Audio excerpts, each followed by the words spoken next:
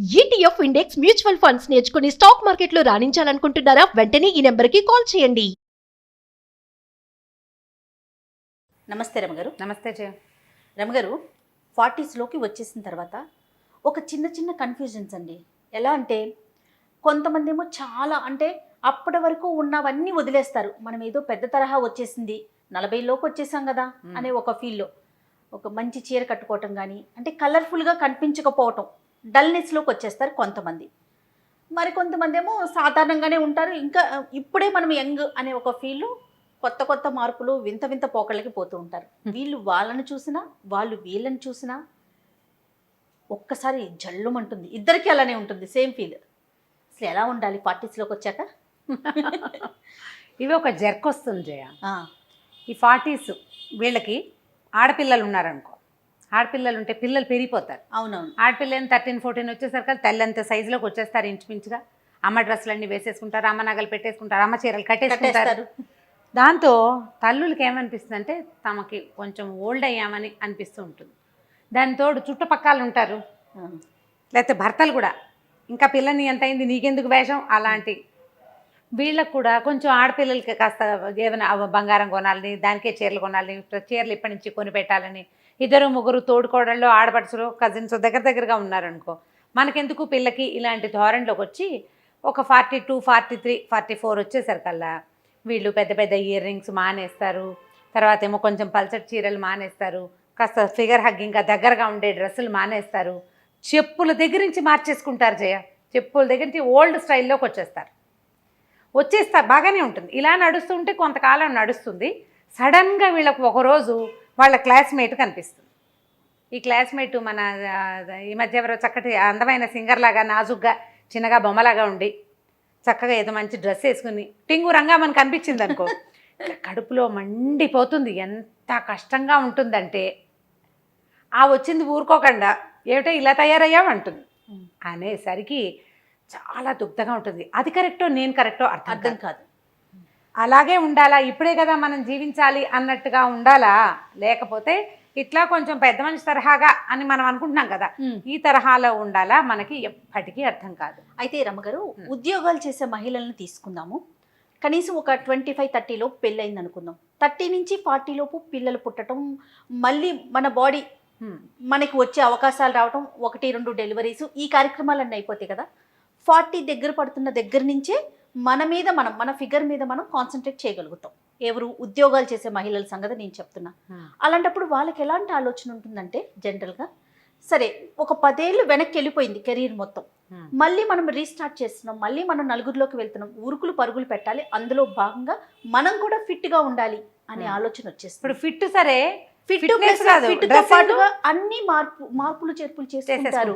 చేస్తున్న ఉద్యోగాన్ని బట్టి కావచ్చు, లేకుంటే తిరిగే పరిస్థితులను బట్టి కావచ్చు. ఎందుకంటే ఒక 10 ఏళ్ళు వెనక్కి వెళ్ళిపోయాం కదా అనే ఆలోచన సహజంగా ఉంటుంది. ఇలాంటప్పుడు ఎవరైతే ఇంట్లో ఉంటారో వాళ్ళకి కనిపించినప్పుడు వాళ్ళకి మీరు అన్నట్లుగా నేను తప్ప వాళ్ళు కరెక్టా అనే ఆలోచన వచ్చేస్తుందేమో, బహుశా వస్తుంది కదా. అంతే. అయితే ఏంటంటే ఇప్పుడు ఏజ్ తోటి పెద్ద ఆలోచన చేయకూడదు ఈ రోజుల్లో. ప్రస్తుత సమాజం ఎట్లా ఉందంటే, ఇప్పుడు ఏజ్ తోటి సంబంధం లేకుండా నువ్వు గౌన్ వేసుకుని తిరగమని చెప్పరు ఎవరు. చిన్నపిల్లలాగా ఫ్రాక్ వేసుకుని తిరగలేము. కాకపోతే ఈ రోజులకు తగినట్టుగా ఎంతో కొంత మనం స్టైలిష్గా ఉండొచ్చు. దానివల్ల ఏంటంటే ఇప్పుడు ఈ ఏమంటారంటే మిడ్ లైఫ్ క్రైసిస్, నడి వయసులో వచ్చే ఇబ్బందులు, ఇవి శారీరకమైన ఇబ్బందులు 50 దగ్గర పడేసరికి వస్తాయి. 40లో వచ్చేది ఏంటంటే మానసికమైన అశాంతి, ప్రశాంతత కోల్పోతారు జయ. అంటే ఏ విషయాలకంటారు? ఓల్డ్ ఏజ్ వచ్చేస్తుంది అనిపిస్తుంది కదా, వయసు పెరిగిపోతుంది, పీరియడ్స్కి సంబంధించిన ఇబ్బందులు వస్తాయి, దానికి తోడు ఈ షాక్ ఒకటి తగులుతూ ఉంటుంది. ఇది ఒక డ్రామా ఎప్పటికప్పుడు. వాళ్ళు ఎంగగా కనపడుతున్నారు, నేను ఎందుకు కనపట్టలేదు, రకరకాల భయాలు వచ్చేస్తాయి. జీవితం మీద, అస్తిత్వం మీదే రకరకాల భయాలు వచ్చేస్తాయి. ఈ భయాల్ని జయించండి. లాస్ట్ టైం చాలా రోజుల క్రితం మనం ఒక వీడియో చేసాం, నువ్వు లేవు, నేను ఒకదాన్నే చేశాను.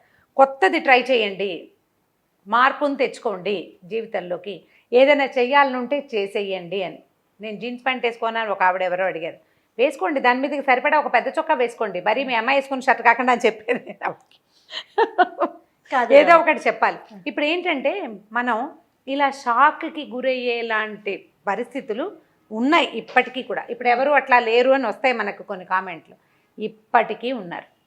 అందుకని ఇప్పుడు 30s లో మనము మన పిల్లలతో సమానంగా వేసుకున్న బట్టల్ని Hmm. 40s లో వేసుకోలేకపోతాం. ఫర్ అంత ఎగ్జాంపుల్ చేయొద్దు. నేను చెప్తా వినండి. ఆ. నేనున్నాను, Hmm. నా చుడిదార్ మా అమ్మాయి వేసేసుకుంటది. ఇప్పుడా ఫర్ ఎగ్జాంపుల్ చెప్తాను, Okay. గుడ్డది కాబట్టి సరిపోదు అనుకోండి. Hmm. అదే 40s లో Hmm. మేమిద్దరు షేర్ చేసుకోలేకపోతాం. నాకు ఒకలాంటి భావన వచ్చేస్తుంది, పిల్ల వేసుకునేది నేను వేసుకున్నా, లేదా నేను వేసుకునేది అది వేసుకుంటాను, చూసే వాళ్ళు ఏమనుకుంటారో అనే ఒక ఆలోచన రాదంటారా మరి? వస్తుంది. ఇప్పుడు పిల్ల వేసుకునేదంటే వీటికి కొంత కన్జర్వేటివ్ థింగ్స్ కొన్ని ఉంటాయి కదా జయ. పిల్లలు వేసుకునేదంటే జీన్స్ టీ షర్టు, భుజాల మీద ఎక్కడో ఇక్కడ ఓపెన్ ఉన్నవి, అవి పిల్లలు 20 ఏళ్ళ 18 ఏళ్ళ పిల్ల వేసుకుంటుంది. అది 39 42 ఏళ్ళ ఆవిడ వేసుకోలేకపోతుంది. అవును, అంత కాకపోతే కొంచెం దానికి దగ్గరగా ఉండేలాంటిది ఇంకొకటి ఏదో ట్రై చేయొచ్చు కదా. ఎస్ కరెక్ట్, మనకు అనుగుణంగా మనం వేసుకోవచ్చు. మనం వేసుకోవచ్చు. ఇప్పుడు ఏంటంటే 45 రాగానే మీరు ఓల్డ్ అయిపోయినట్టు కాదు. 55 వస్తే కొంచెం పెద్దవాళ్ళు అన్నట్టు, ఓల్డ్ కాదు. 55 కూడా ఓల్డ్ కాదు జయ. ఓకే, ఇప్పుడు సినిమాటిక్గా మనం పేజ్ 3లో కనపడే వాళ్ళలాగా చేయలేకపోతాం. కానీ మీ మీకు మీ మనసుకి తగినట్టుగా, వయసు అని చెప్పట్లేదు, మీ మనసుకి తగినట్టుగా మీకు భావాలు కనుక కొంచెం మామూలు భావాలు ఉంటే దానికి తగ్గట్టు ట్రై చేయండి. మీకు జర్క్ తగిలి ఎవరైనా షాక్ ఇచ్చి మీకు వాళ్ళలాగా మీరు చేస్తే ఓవర్ యాక్షన్ చేసినట్టు ఉంటుంది. అవునవును, అలా కాకుండా మీరు 30s నుంచి 40sకి ప్రయాణం చేసేటప్పుడు ప్రయాణాన్ని ఏజ్ దానంతట అది పోతుంది. మీరు ఈ డ్రెస్లో నుంచి ఒక ముతక చీరలోకి జంప్ అయిపోవద్దు, ఒకేసారి జంప్ అవ్వకండి. స్లోగా తీసుకురండి చేంజ్. పెద్ద పెద్ద ఇయర్ రింగ్స్ పెట్టుకోవటము, మెడలో ఏదైనా ట్రెండీగా ఒక 2 వస్తువులు వేసుకోవటము, గాజులు వేసుకోవటము, వేసుకోకపోవటము, చెప్పులు, అన్నీ కూడా. ఇప్పుడు నేను ఒక పెద్ద చీర బార్డర్ ఉన్న చీర కట్టుకుని పెద్ద బొట్టు పెట్టుకుని చెవులకి ఏవో దుద్దులు పెట్టుకుని వెళ్తే నాకు చూపించే చెప్పులు ఒక రకంగా ఉంటాయి. నేను కొంచెం సన్నటి చీర బాగా నైస్గా ఉన్న చీర కట్టుకుని వెళ్ళాను అనుకో, అవునవును, చెప్పులు వేరేవి చూపిస్తాడు. నువ్వు ఈ చెప్పుల షాప్ దగ్గర నుంచి చూడండి, ప్రతి చోట అలాగే ఉంటుంది. మనల్ని బట్టే కదా వాళ్ళు, మనని బట్టే కదా. ఒకవేళ ఇలాంటి జర్క్ కనుక మీరు తగిలితే ఒకేసారి వాళ్ళ దాకా వెళ్ళిపోకుండా మీ నుంచి మీరు కొంచెం వెనక్కి రండి. ప్రధానమైంది, చాలా ముఖ్యమైనది మనసు. నాగేశ్వరరావు గారు ఎప్పుడు చెప్తుంటారు, బహుశా వినే ఉంటారు మీరు, ప్రతి ప్రసంగంలో ఆయన ఇదే మాట చెప్తారు. 70s లో కూడా ఇదే మాట రమ్మగారు, వయసు వచ్చింది నా శరీరానికి, మనసుకు కాదు. అంతే, పదే పదే ఈ మాట నాకు ఎంత గుర్తో. మన మనసు అది కదా ప్రధానం. ఇప్పుడు జర్క్ తినేది శరీరం కాదు, మనసే. ఎవరినైనా చూడంగానే జర్క్ మనం ఒకేసారి బెంగ వచ్చేస్తుంది మన మీద మనకి. అవును, ఇదేంట్రా దేవుడా వీళ్ళు ఇంత బాగున్నారు, నేనేమిటి ఇలా ముసలం అయిపోయానండి. సడన్గా మీరు మేకప్ మార్చేస్తే వెగటుగా ఉంటుంది. అందుకని జర్క్ తీసుకోవద్దు, జర్కుల్లోకి వెళ్ళకండి. హుందా అయిన ప్రవర్తనతోటి ఉండండి. ఈ ఏజ్కి నేను ఇలాగే బిహేవ్ చేయాలి అనే ధోరణికి అందులోంచి బయటకు వచ్చేయండి. ఈరోజు అట్లా లేదు, అందుకని ఇప్పటి వేషాలు కూడా వేయకూడదు. ఆ మాట ముందే చెప్పాను, హుందాగా అని చెప్పాను, ఆ పదం చెప్పాను కదా. ఇప్పుడు దీంట్లో హుందా ఎంత హుందాగా అనేది దట్స్ అప్ టు యూ. నీ యొక్క పరిస్థితి, నీ ఆర్థిక పరిస్థితి, నీ యొక్క సామాజికమైన పరిస్థితి, మనం తిరిగే మన సర్కిల్, మన ఫ్రెండ్స్, మన సర్కిల్. ప్రధానమైనది ఏంటంటే జయ, ఇదివరకటికి ఇప్పటికి తేడా ఎక్కడొచ్చిందంటే చెప్పనా, మనం అమీర్పేటలో ఉన్నాం అనుకుందాం. ఇదివరకటి అమీర్పేట ఒక రకం, అమీర్పేట నుంచి కొంచెం ముందుకెళ్తే ఈ ఎస్ఆర్ నగర్ మనం ముందుకెళ్ళామనుకో, సన్న కుకట్పల్లి అవి పాతగా మన చిన్నప్పటి ఊళ్ళలా కనపడేవి ఇది వరకు. ఇప్పుడు తర్వాత కాలంలో ఇంకో కుకట్పల్లి పెరిగిన తర్వాత కొంచెం చందానగర్, మియాపూర్ పాతగా ఉండేవి. ఇప్పుడు చందానగర్, మియాపూర్ కూడా పాతగా లేదు. ఎక్కడికక్కడ ప్రపంచం పెరిగిపోతూనే ఉంది. మనం రెగ్యులర్గా ఎవరితోటి కలుస్తామో అదే మన సర్కిల్. ఇప్పుడు ఎక్కడో ఊరవతల ఇల్లు కొనుక్కుని వెళ్తున్నాం, ఓ ఫ్లాట్ కొంటాం, అక్కడ 100 మంది ఉంటారు సమాజం, అదే మన సోషల్ సర్కిల్. అంతే, మన చుట్టాలు పల్లెటూళ్ళలో ఉన్న వాళ్ళు కాదు మన సర్కిల్.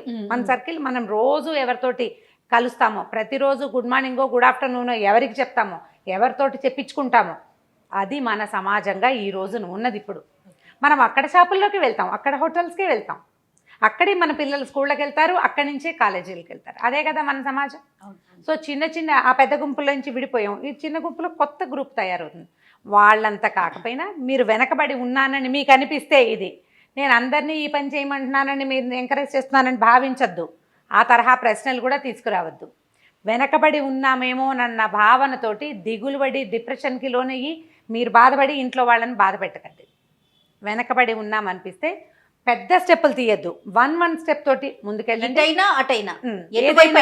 ఏదైనా సరే ఒక స్టెప్, స్లోగా స్టెప్స్లో, బేబీ స్టెప్స్లో నుంచి పెద్ద స్టెప్పులు వెళ్ళండి నిదానంగా. ప్రధానమైనది జర్క్స్ తీసుకోవద్దు. మిడ్ లైఫ్లో జర్క్లు చాలా ప్రమాదకరం. దానివల్ల విపరీతమైన డిప్రెషన్స్ వస్తాయి. ఉమ్. ఈ వచ్చే మిడ్ లైఫ్లో వచ్చేటువంటి డిప్రెషన్స్ హార్మోనల్ ఇంబ్యాలెన్స్కి కారణం. ప్రధాన కారణం అవుతాయి. ఒకటి హెయిర్ లాస్, ఇంకా తొందరగా ఏజింగ్లోకి వెళ్ళిపోతారు, వయసును ఇంకా పెంచేసుకుంటారు మీరు. కాబట్టి ఆ పరిస్థితుల్లోకి వెళ్ళబోకండి. జర్క్ తినకుండా ఉండాలంటే ఏం చెయ్యాలో చూడండి. తప్పకుండా. అంతే. నమస్తే రమగారు. నమస్తే జయ. అలనాటి అమ్మమ్మ రుచులు, భారతమ్మ రుచులు, స్వచ్ఛమైన పొడులు, పచ్చళ్ళు.